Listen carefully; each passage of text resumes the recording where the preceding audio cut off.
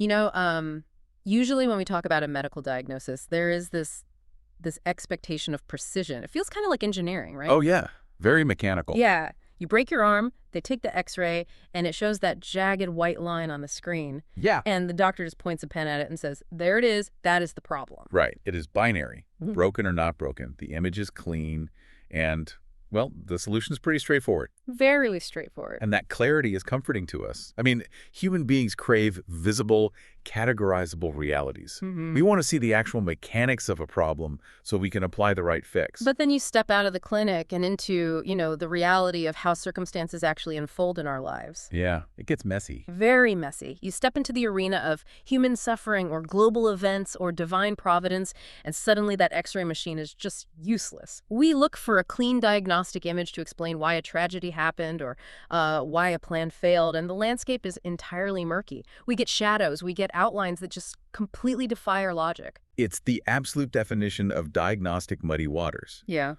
When you look at the grand scheme of human events, or even just the minute details of your own private struggles, the finite eye just cannot process the image. The variables are way too vast. The intersecting lines of cause and effect, they just vanish into the dark. Which brings us to the industrial smog of 1855 London. Wow, okay, setting the scene. Yeah, just imagine standing in the streets of the most advanced city on Earth at the time. The air is choked with soot from countless factories. Let's stick with it. Right, the sky is physically obscured by brick, iron, and coal smoke. Cholera outbreaks are a recent terrifying memory for these people. The Crimean War is raging, dominating the daily news cycle with casualty lists. A very anxious time. Incredibly anxious. And into this atmosphere steps a 21-year-old preacher named Charles H. Spurgeon. He's standing before thousands of people at New Park Street Chapel on August 19, and he tells this anxious, overwhelmed crowd to look up at the clouds. And he grounds this instruction in a very specific text from the book of Nahum, chapter 1, verse 3. Right. It says, "The clouds are the dust of his feet." And he sets up this massive contrast right from the start. He takes the gaze of a population fixated on man-made chaos, on political instability, on literal industrial pollution, and forces them to look at the vastness of the Creator. Welcome to Reformed Thinking. Today we are unpacking this striking piece of history. Our mission for this deep dive into the source material is to extract key insights on how observing nature can drastically shift your perspective on suffering, sovereignty, and human limitations.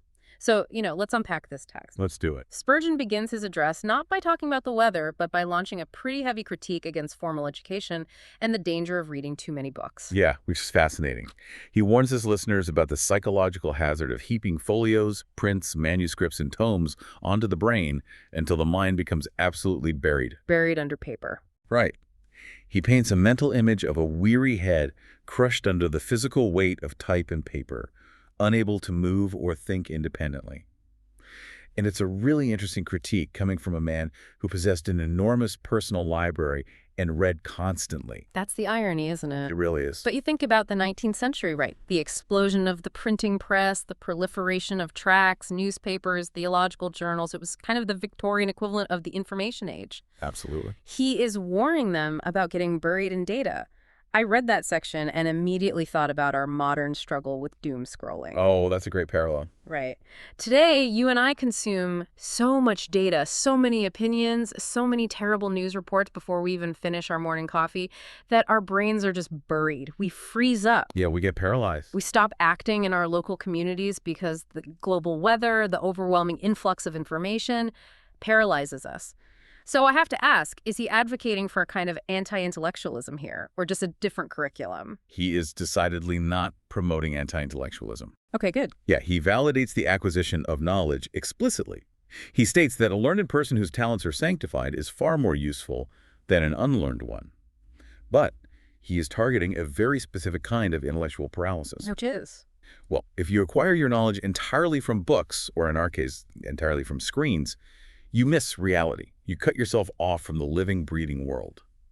To counteract this, he proposes a curriculum based on 3 superior volumes of knowledge that demand study: the Bible, the human heart, and the volume of nature. The way he frames the human heart is fascinating to me. He insists he learned far more from conversation with his fellow human beings than he ever did from reading metaphysical textbooks. Right. Real people. Real people. He talks about the delight of seeing a multitude gathered, having the opportunity to pour his heart into theirs and having theirs poured into his. He positions the study of human experience, the raw, unfiltered interactions with people who are struggling, as a far better education than isolating yourself in a library. Because humanity is not an abstract concept to be studied in a vacuum. It is a messy, dynamic reality. Yeah. If you want to grasp theology, you must understand the people trying to live it out. You have to see how doctrines hold up when someone loses a job or faces a terminal diagnosis. It has to have boots on the ground.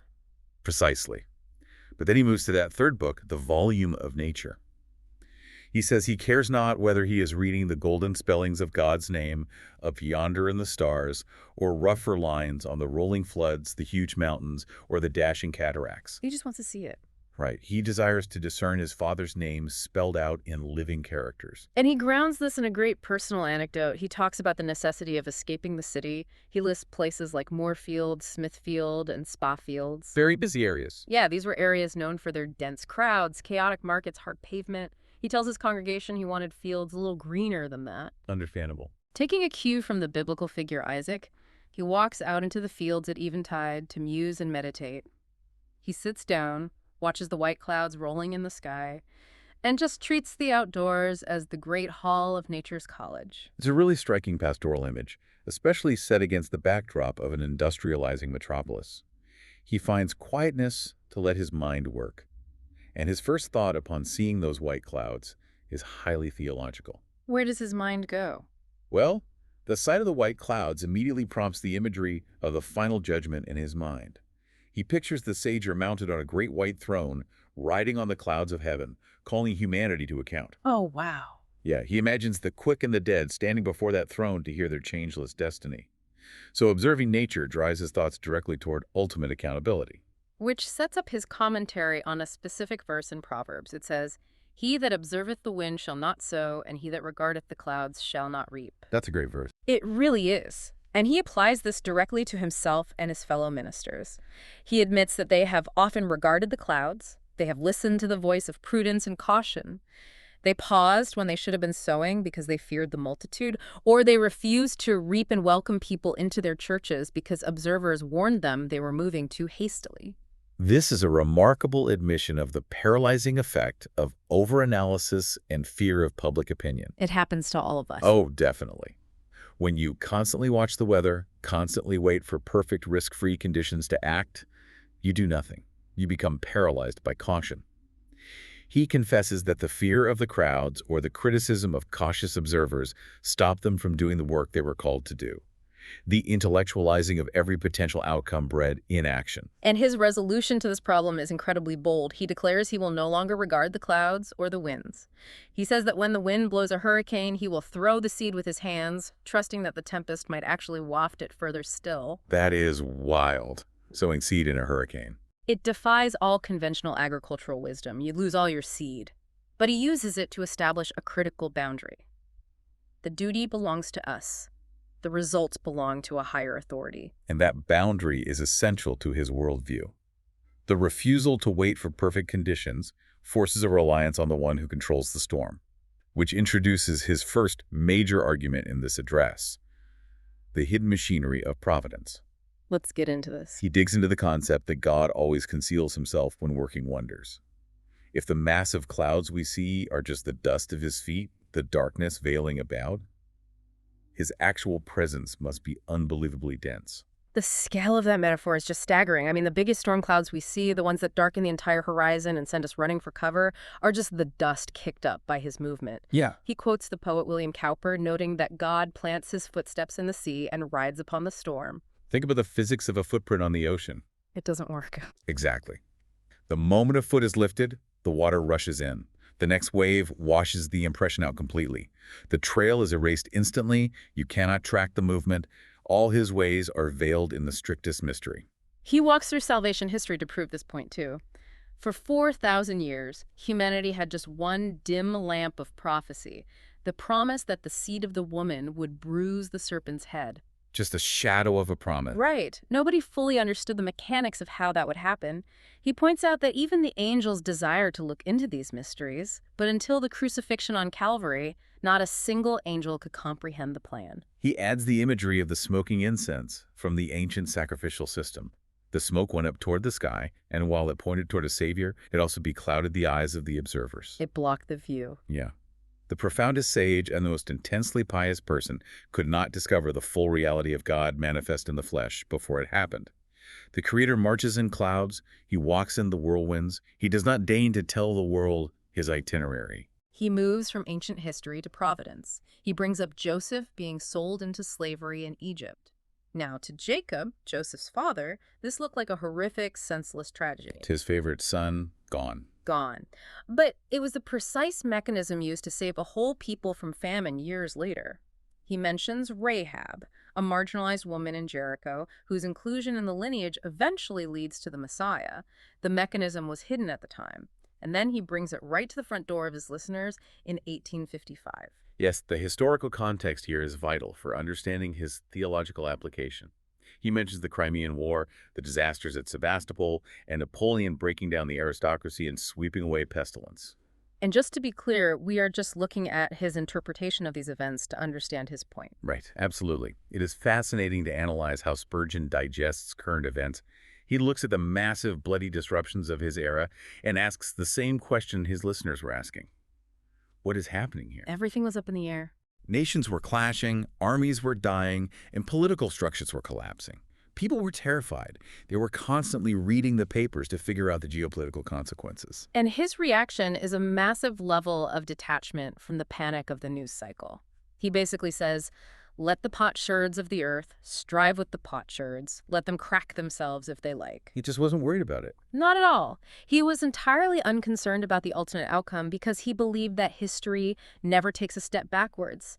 He held a resolute conviction that even when the world appears to be retrograding, it is progressing in its ordained orbit. That detachment is born of his specific theological framework. He doesn't view the Crimean War primarily as a political disaster, but as a component of divine machinery. But, he knows that while people might accept mystery on a national scale, they fight it bitterly on a personal level. Oh, for sure. We can accept that nations rise and fall for hidden reasons, but we demand answers for our own personal suffering. So, he introduces an analogy from a visit he made to a massive foundry in Glasgow, Scotland.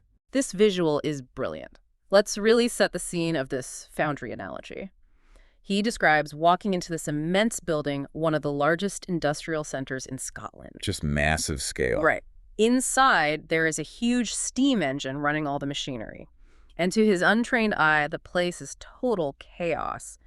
Numberless wheels are running around, some spinning one way, some another, seemingly doing absolutely nothing but making a deafening noise. Put yourself in the sensory overload of a 19th century foundry. It would be terrifying. The intense heat, the smell of oil and burning coal, massive leather belts are slapping against pulleys, iron gears are grinding in every direction. If you lack an understanding of mechanics, it looks like sheer madness. Parts seem to be working in direct opposition to one another. Yeah, it just looks broken. Right. But if you stop a mechanic and ask what a specific wheel is doing, the mechanic explains that it turns another wheel, which is dependent on another and another. Finally, the mechanic points to the end result.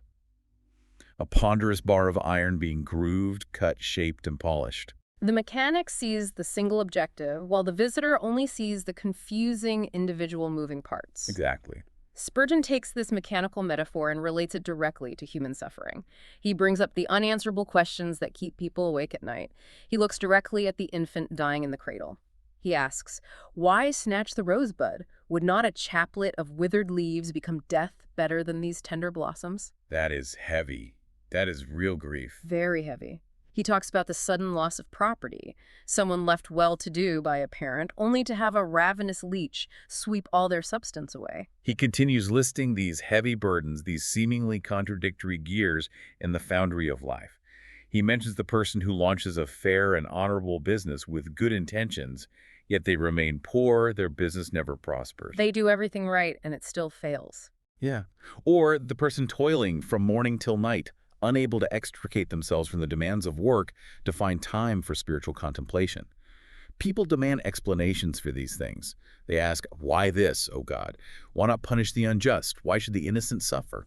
The human mind demands the X-ray image. And Spurgeon's answer is incredibly blunt. He says the Creator will not explain it and cannot explain it because finite creatures are entirely incapable of comprehending the explanation. We just wouldn't get. We wouldn't.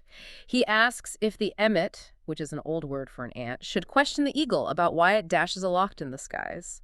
Should a minnow question the leviathan? The ant and the eagle occupy two entirely different dimensions of reality. Completely different. The minnow and the leviathan operate on completely different scales of existence. He stresses that the architect of the universe cannot adequately explain himself to the mortals he created because our intellectual capacity is simply too small to grasp the answers. Even if the blueprint were handed to us, we lack the cognitive machinery to read it. Let's push back on this, though, because here's where it gets really interesting. If we accept that we cannot see the gears of providence and we are just minnows in the ocean, doesn't this breed fatalism for you and me? I can see why you asked that. If the outcome is concealed and I cannot understand the machinery anyway, why act at all? Why not just sit down, throw my hands up, and give up? This kind of absolute hiddenness feels like it could crush human motivation. That is the immediate psychological hurdle. It's a natural human reaction to feel crushed by such a massive disparity in understanding. But Spurgeon connects this hiddenness directly to the absolute necessity of faith. How so? Well, if every mechanism of providence were visible, logical, and predictable to the human mind, trust would become obsolete. If you can see the blueprint and verify every calculation yourself, you don't need to trust the architect. You just rely on your own comprehension. So the obscurity is a feature, not a bug. Precisely. The hiddenness is the very environment in which faith operates. He wants his listeners to believe that the right actions are being taken by the divine, not because the listeners can see the proof, but because of the character of the one turning the wheels. Oh, I see. The demand for an explanation is often a demand for control. By denying the explanation, the individual is forced to relinquish control and rest on the character of the Creator. Which requires us to recognize our own size in this equation. That brings us to his second major theme, a matter of scale. He says that what is massive to humans is microscopic to God. We look at a storm cloud and we tremble because it casts a dark shadow over our immediate world. But it's just dust. Right. He repeats the refrain. They're only the dust of his feet. The greatest cloud is just a single particle of dust starting from the feet of the Almighty. The shift in scale is designed to radically alter the listener's perspective on their own anxieties. We suffer from a severe case of egocentrism. We think our problems are the center of the universe. We really do. To dismantle that, he runs through a list of specific comparisons drawn from biblical texts. We call mountains great, but they are just the small dust of the balance. We talk of mighty nations and sprawling empires, but they are a drop in the bucket. A drop in the bucket. We boast about great islands, but they're taken up as a very little thing. The inhabitants of the earth are grasshoppers. Even ponderous orbs, massive planets moving millions of miles away, are just little atoms dancing up and down in a sunbeam. Compared with the infinite, there is nothing great in the physical universe. To illustrate how this scale applies to daily life, he gives the analogy of the porter. I love this analogy. He describes two Christians carrying heavy burdens. One of them is nearly broken under the weight of his trials, complaining from day to day that he can hardly sustain his afflictions. The other person faces equally severe trials, yet laughs at impossibilities. What's the difference? The difference. The second person didn't carry his troubles. He gave his load to a porter with infinite strength. It is a practical illustration of carrying capacity. It doesn't matter to a professional porter how heavy a load is if it falls within their capacity. But if you insist on carrying it yourself, your back will break. It's going to get crushed. Spurgeon points out that human beings stagger under troubles because they view the troubles as massive and their own strength as sufficient. He says, we look like a little child taking up a load that is too heavy, staggering and saying, "Father, what a weight I am carrying," while the parent could hold that same weight between two fingers. I love that image. It is so visceral. Picture a toddler at an airport, red in the face, straining and grunting to lift a 50-pound suitcase, completely ignoring the parent standing right there who could lift it with one finger. We've all seen that toddler. Yes. The toddler's reality is the overwhelming, crushing weight of the suitcase. The parent's reality is that the suitcase is trivial. Spurgeon says that even if all the troubles of all the people in the world came pouring onto one single person's head to the Almighty, they are just drops in the bucket. The psychological relief offered here is immense. The text insists that recognizing your own smallness and the smallness of your problems relative to the infinite is the key to emotional survival. It takes the pressure off. Completely. When you stop trying to be the Leviathan and accept that you are the minnow, the pressure is off. You can cast the burden on shoulders that can actually bear it. The ego wants to be strong enough to carry the bag. Faith recognizes the necessity of handing it over. Then he takes this concept of scale and applies it to the state of the church in his day. He mentions receiving a letter from a gentleman in Hull, sympathizing with his views on the condition of the church. Right, the Suffolk churches. He talks about the Suffolk churches, describing them as having good mechanism but no life. He compares them to a large steam engine without any fire, without any hot water in the boiler, without any steam. Everything is structurally there except the driving force. It's a scathing assessment of mid-19th century English religion. He says he isn't afraid of infidelity or other religious systems taking over England. His real fear is the deadness, the sloth, the indifference that has settled over the churches. The internal rot. Yeah, he describes spiritual life, fire, zeal, and piety as being absent in 10,000 instances. The saints have become like earthen pitchers instead of fine gold. He views this spiritual deadness as a great black cloud hanging over the island. But because clouds are just dust, he maintains hope. He says that one blast from a trumpet could awaken the sleeping sentinels. He hopes for a day when Zion will grasp her banner, take her shield, and go forth. And he also addresses the broader world. He talks about massive systems of false religion. This is where he brings in the Utah settlement. Right, he brings up the Mormon settlement in Utah. Viewing this through his historical lens, he references a report from the Times newspaper. And again, we're just looking at his interpretation of these historical events impartially here. Yes. He notes that the Times reported a plague of crickets, locusts, and caterpillars devastating the crops in Utah. The people there were far from civilized nations and could not carry much corn across the desert, so they faced starvation or the prospect of breaking up the settlement. A literal plague. Spurgeon viewed this army of insects as a direct action by God to scatter what he saw as false doctrine. He uses it as proof that God can scatter any cloud in a moment, using something as small as a caterpillar to break up a human settlement. Whether it's a dead church in England or a settlement across the ocean, he views it all as easily manageable by the Creator. He concludes that in God's eyes, there are only two things that hold genuine magnitude: human sin, which is a massive offense, and God's mercies, which are immense toward great sinners. Everything else, mountains, empires, religious movements, political upheaval, is just dust. Just dust. Which naturally brings us to his logic regarding terror. Because if everything is just dust kicked up by the Creator's feet, then terrifying natural phenomena hold no terror for a child of God. He introduces the metaphor of a child seeing dust kicking up in the distance. Right. A child doesn't hide from that dust. They run toward it because they know it means their father is approaching. Spurgeon translates this directly to violent weather. Lightning is the father's sword waving in the sky. Thunder, which shakes the earth and causes the forest to bend, is his sonorous voice. A waterspout appearing from heaven is just the Father dipping his hand into the laver of his earthly temple. He applies this not just to weather, but to real-world disasters. He speaks of pestilence ravaging the city, with the funeral march constantly seen in the streets.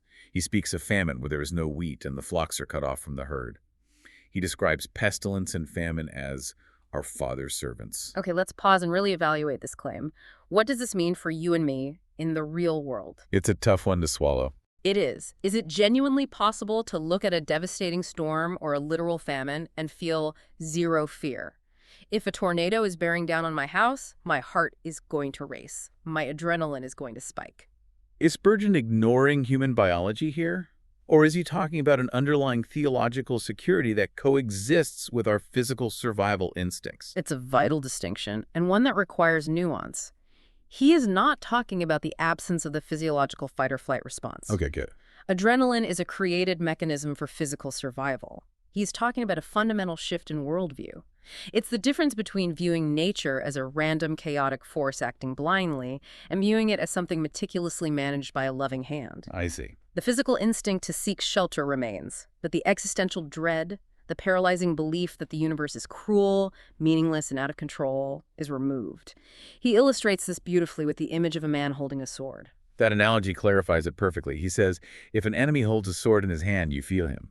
But if your father holds a sword, you do not fear him. You actually love to see him with a sword because you know he will only use it for your protection. The object is the same, a deadly sharp weapon. The action is the same, wielding it in the air. The entire difference in your psychological reaction is based entirely on the identity of the person holding the handle. Spot on. The circumstances of life disease, financial ruin, natural disasters are the sword. If you believe the universe is a cold, hostile enemy, those circumstances are terrifying. They're random strikes in the dark. It's just chaos. Yeah. But if you believe those circumstances are firmly in the hands of a benevolent father, the terror is stripped away. The pain of the cut might still be there, the loss is still real and grieved, but the overarching terror is gone because the wielder of the sword is trusted. He pushes this logic to its absolute limit, all the way to apocalyptic imagery. He talks about a future event more disastrous than anything Earth has witnessed. He describes the deep molten mass in the bosom of the Earth bursting up, the solid matter melting into a globe of fire, comets shooting fires from heaven, lightnings launching bolts upon the Earth. Real end-of-the-world stuff. Yeah, and he claims a believer does not fear even this, because Scripture assures them they will be caught up in the air. If the premise holds true, the conclusion must follow. If the smallest breeze is under control, then the destruction of the physical globe itself is also under control. For the believer, there is no scale of disaster that escapes the Father's management. This provides an unshakable foundation for emotional stability in the face of literally anything. But then, the tone shifts dramatically. After offering this immense comfort, he turns his attention to those he calls the ungodly. He details the reality of being in opposition to such a massive force. This is the warning in the clouds. Yes, if the clouds are just the dust of his feet, the folly of being at war with an eternal God is incalculable. He compares it to a human being opposing an angel or a common person commencing a war against the queen. You lose immediately. Right, the disparity in strength makes the rebellion absurd. He points out that the Creator could put his finger upon a person and crush them as easily as one might crush an insect. He uses some heavy, severe language here. He says God is angry with the ungodly every day, every hour, every moment. He challenges the listener, asking if they can stand before his indignation. When the fury is poured out like fire and the rocks are thrown down, will they be able to abide it? Terrifying question. He explicitly calls out people who believe in a God that has no anger and no hatred toward the wicked, saying that such a God is a fiction, not the God of Scripture. The severity of the warning corresponds directly to the massive scale of the power he described earlier. He talks about the iron hand of the Almighty, the senses becoming gates of misery, the body a house of lamentation. He describes the breath of the eternal fanning the flames. Very intense imagery. He employs the sharpest rhetorical tools available to him to wake up the conscience of his listeners. He wants them to realize that ignoring this reality, acting as if they are independent from this Creator, is the utmost stupidity. But he doesn't leave them in that terror. This severe warning is immediately followed by a massive invitation. He says the only reason he uses these threats is to act like the angel who pressed Lot upon the shoulder, pointing to the fire behind him and urging him to flee the plain of Sodom. Pushing him out of danger. Yeah, the threat is an act of mercy designed to make the listener run for cover. And the cover he points to is what he calls a cleft in the rock of ages. He invites the listener to hide themselves in Jesus Christ, who came down from heaven for salvation. But the most crucial part of this entire address is the specific qualification for grace. He explicitly excludes certain people from this invitation. Yeah, he tells the Pharisees and the self-righteous that he has absolutely no gospel for them. If someone thinks they are good enough on their own, the invitation does not apply. He declares that sinnership is the only valid title to salvation. You can't come bringing your own resume. Exactly. You have to confess that you are a ruined sinner to even get in the door. This is where we see the mechanics of grace laid out so clearly. The sequence is highly specific and unalterable. First, you must recognize your total inability to save yourself. Relying on your personal merit is compared to a prisoner working a treadmill or grinding oyster shells. We have to unpack that treadmill analogy because it is brutal and perfectly illustrates his point. In Victorian prisons, the penal treadmill was a massive, wide cylinder with steps on the outside. A literal torture device. Essentially, yes. Prisoners would have to step on it to make it turn, sometimes for 10 hours a day. climbing thousands of vertical feet. It was exhausting, agonizing work, and it produced absolutely nothing. It didn't pump water, it didn't mill grain. It was just resistance. Grinding oyster shells is similar, just pointless, punitive labor. He says trying to earn salvation through your own moral works is exactly like that. You sweat, you exhaust yourself, you try to follow every rule, and you get absolutely zero benefit. It is the ultimate rejection of moralism. You cannot work your way out of the debt. The sequence requires you to stop running on the penal treadmill, step off, admit your total sinnership, and then receive faith as a direct gift. It's not a transaction. No, it isn't. He stresses that even the faith to believe is a gift from God.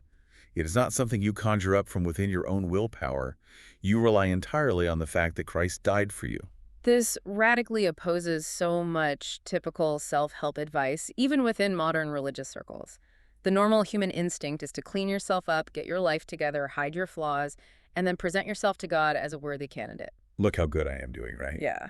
But Spurgeon says no, your merits are good for nothing, you come completely ruined, or you do not come at all.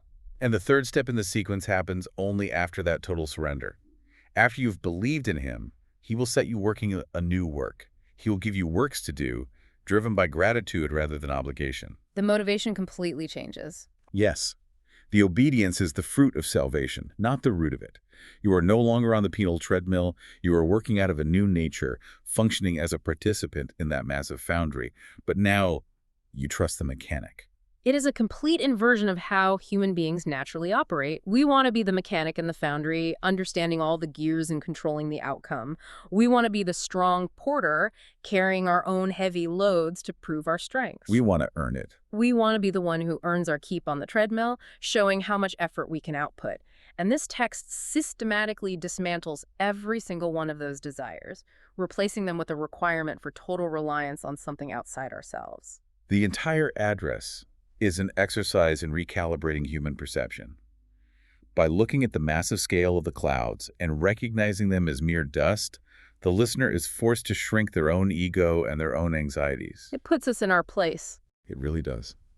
By looking at the hidden gears of the foundry, the listener is forced to abandon the demand for immediate answers. By looking at the sword in the Father's hand, the listener is forced to abandon existential terror. It strips away human pride and replaces it with rest. So we've spent all this time talking about the dark, stormy clouds being the dust of his feet. They point out his immense scale and absolute authority in the midst of chaos. The storm forces us to look up and recognize our smallness. But let's flip that perspective for a second as we wrap up. Okay, let's hear it. What does it say about our spiritual state when the skies in our lives are completely clear and sunny? Think about it. Do periods of unbroken ease cause us to forget the staggering magnitude of the God we interact with daily? That is a piercing question. When the diagnostic X-ray of our life looks clean and perfect, do we lose that sense of awe that the murky, cloudy days force upon us? It's the danger of comfort. The murky, stormy days demand trust because we have no other option. The clear days often breed complacency, tricking us into thinking we are the ones controlling the weather. Something to mull over the next time you look up at a blue sky. Thank you for joining us on this deep dive into the source material. We appreciate you taking the time to unpack these insights with us. Catch you next time on Reformed Thinking.